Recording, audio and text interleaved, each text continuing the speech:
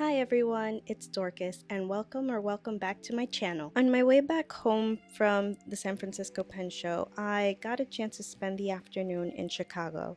I didn't have any real plans except for one thing, to visit the popular stationery shop Atlas Stationers. When I walked in, I could not believe the amount of ink brands that they had on display.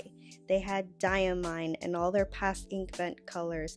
They had J.R. Bond. They had Waterman, Dominant Industry. They had Private Reserve, Monteverde, Platinum, Pilot, Conklin.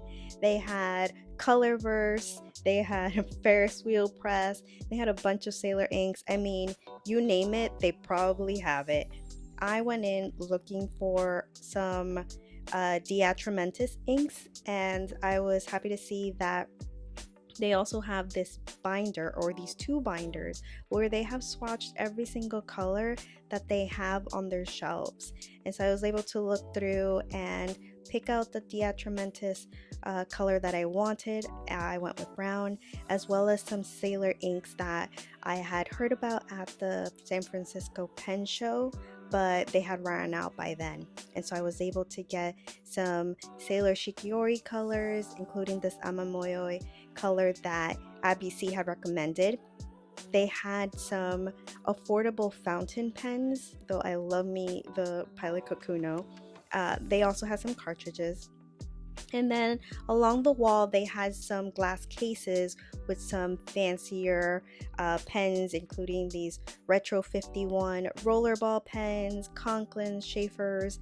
They had a nice selection of Twisbys and all of these pretty colors, as well as Cavecos, and I asked them to take out a few pens for me to just play around with. There's nothing wrong with seeing, including the Caveco Art Sport in the Terrazzo color, which has been catching my eye, the Twisby Diamond 580, and the Caveco Colibri that my friend had just bought at the San Francisco Pen Show.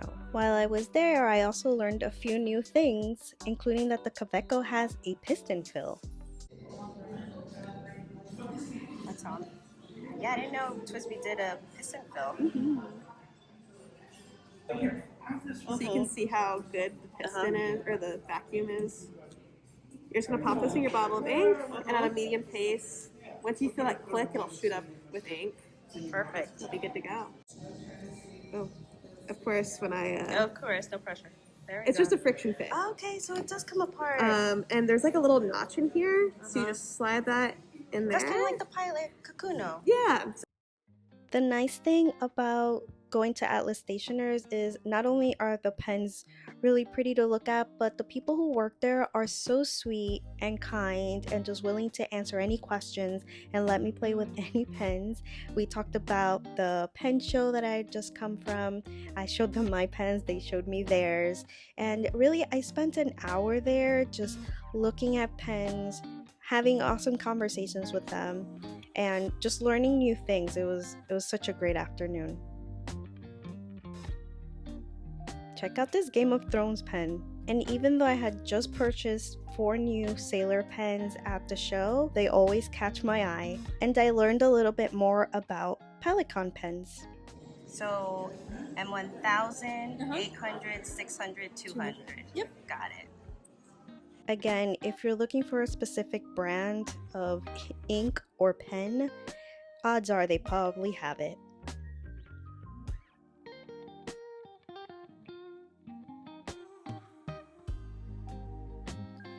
Now, if you're not into fountain pens and you just want a good notebook, they have you covered there as well. They had a bunch of Rhodia notebooks and notepads. They had moleskin in all kinds of colors and papers.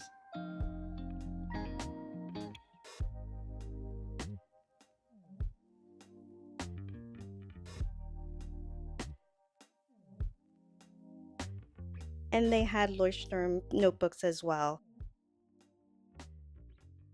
I love that these come, both moleskin and Leuchtturm come in all kinds of colors. Now for my plotter and traveler's company folks, they have all kinds of inserts, they have covers in all the colors. They also had Galen leather, they had pouches and notebook covers. They had wallets, they had zippered folios, they even had inserts for the 4-slot zippered pen pouch, which I had my friend buy me one when she was there last year. It was fun to look through all of the different colors of the Delphonics pouch. There were colors that I didn't even know existed yet, since I only have the mustard, and it was nice to see that they really expanded with their color options. I had just bought a Toyo toolbox in a dark blue color, but it was nice to see the other color options and the bigger sizes here.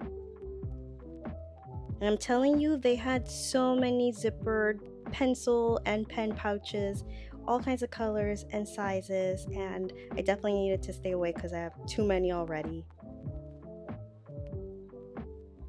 The back of the store was their sticker and washi wall. They had all kinds of stickers, sticker flakes, sticker sheets. They had stamps, clear stamps, ink pads. They had clips. And here are the sticker flakes.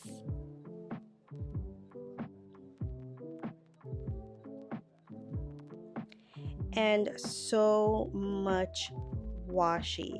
I just took a quick pass through them. I didn't buy a single washi tape here, but there were so many designs. It was kind of overwhelming, but it was such a fun time. I really enjoyed my time here again. I spent a whole hour at Atlas Stationers and it was a great time. And on my way to Millennium Park, I passed by a Blick store. Now, New York City has quite a few Blick stores, so I didn't need anything from here. But I passed by just to check it out, just to say that I've been there. And I didn't need any art supplies, but it was still fun to check out a Blick in a different city.